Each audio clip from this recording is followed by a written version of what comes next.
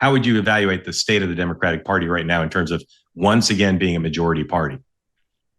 Well, I think that Trump has made inroads, as a million people have said, into what used to be the base of the Democratic Party, to wit, working class white people. And the party, really, given the direction it has taken over the last several decades, really, has drifted left in a way that's not suitable for that constituency, and it's going to be difficult for them to get it back because the changes in the Republican Party have hurt the Democratic Party. So I think that's sort of where we are. The other thing I'd say about it is that the hardcore base of the Democratic Party so loathes and despises Trump and so strongly requires of Democrats that they be in full bore, all out, 24/7 resistance to Trump, that has kind of paralyzed them and led them to make one mistake after another in terms of appealing to a broader electorate.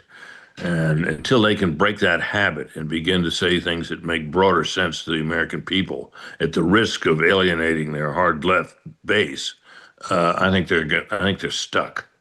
And you see this level of resistance, it's just absurd. I mean, they do completely silly things. I mean, Cory Booker's endless speech against the big, beautiful bill, so-called, was a pointless gesture that took forever. But no doubt what he was up to. He was trying to say to a lot of rank and file Democrats, hey, look at me. I'm doing everything I can to stop this man. And it went nowhere. It was bound to go nowhere. But there it was. And, I just don't think it gained him any ground. If you do their balance sheet, what'd be on the positive side of the ledger right now as a party? Well, it's hard for parties in power in the White House to stay in power for long periods of time. It'll be hard for the Republicans to, and first of all, the midterms are coming up, and in the House of Representatives, Democrats are well positioned simply because the Republican margin is so minuscule to recover, to get control of the House. And once that happens, of course, the president's agenda legislatively is effectively blocked, just as it was when the Republicans took over the House in the middle of Biden's term. Nothing really serious happened after that legislatively.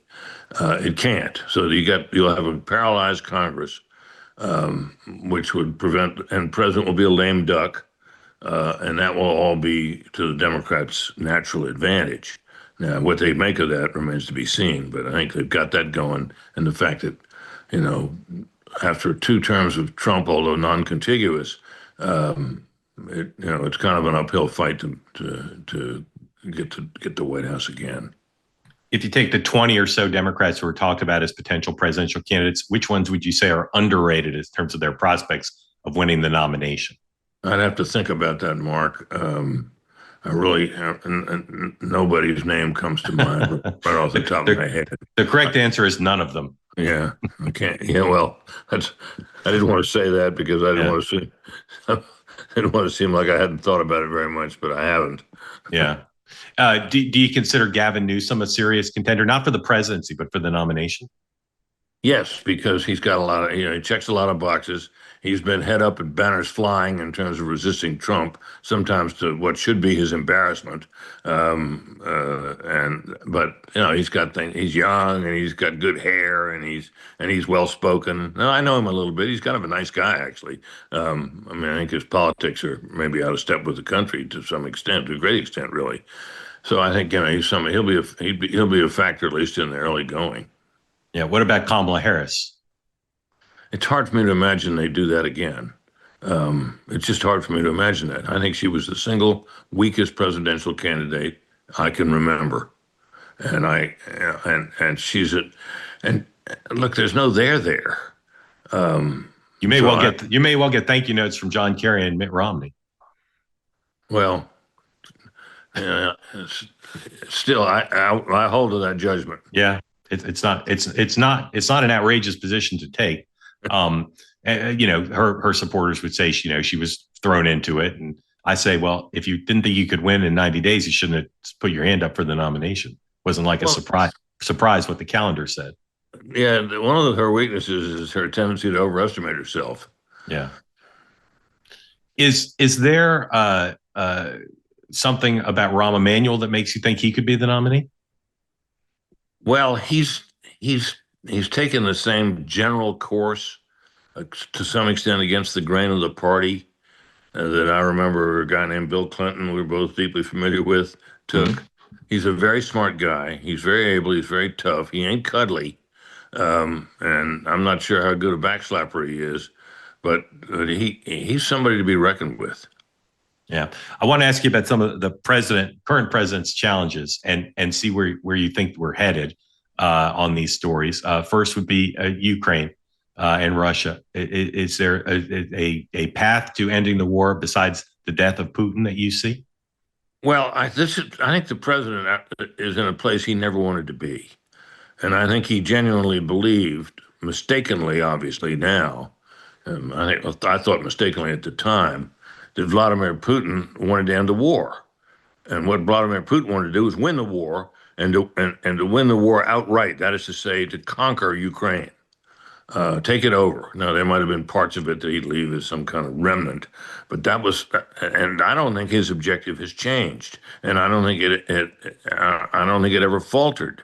I mean, if you consider the bloody nose that Vladimir Putin has gotten for his invasion of Ukraine, the losses in blood and treasure, which have been just staggering, and the creation in Ukraine of one of the toughest militaries anybody's ever seen, and the addition of nations to NATO that he didn't want to occur. This has gone very badly for him, and yet he presses on, and I think intends to.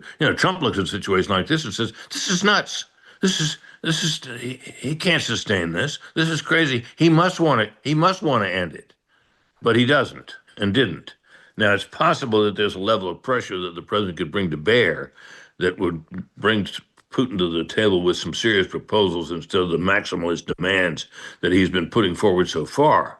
Um, I don't know what that would be, Yeah. but strengthening Ukraine's military certainly would be a sensible way to go about that. And secondary sanctions on Russian oil exports could make a real difference, it seems to me, if he's willing to go through with that. I don't think he wants to do it. I think he would rather make a deal if he possibly could.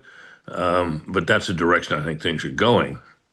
Yeah, I normally stay away from hypotheticals, but I think this is one that's germane and that we need to think about. There's talk now that the president's going to give Ukraine missiles that could be launched and hit Moscow. What do you think the range of possible reactions from Putin would be if that happened?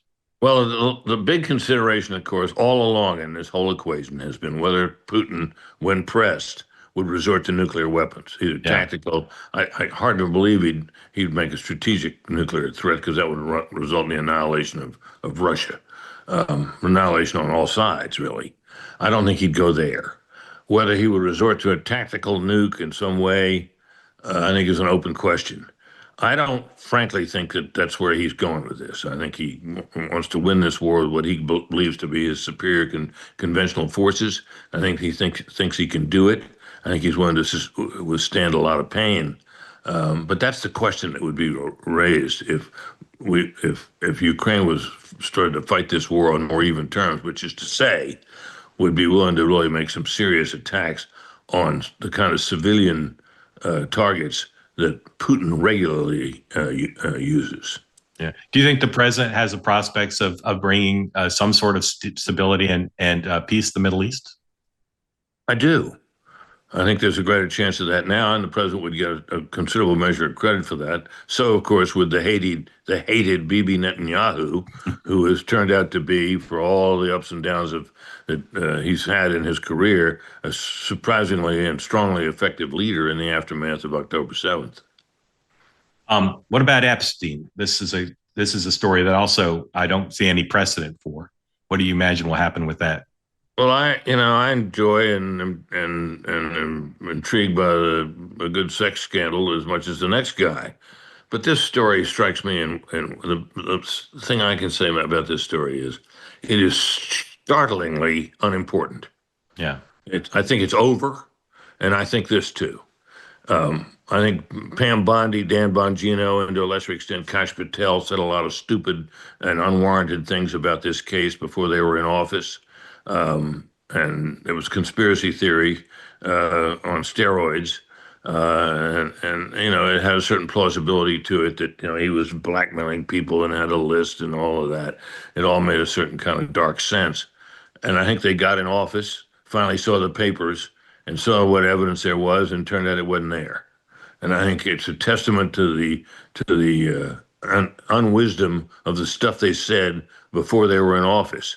But I can't believe, it's simply not plausible to me that those three people, particularly Dan Bongino, who made a to-do about this on his various broadcasts, would get in there, look at the evidence, see something there, and then try to cover it up. It makes no sense.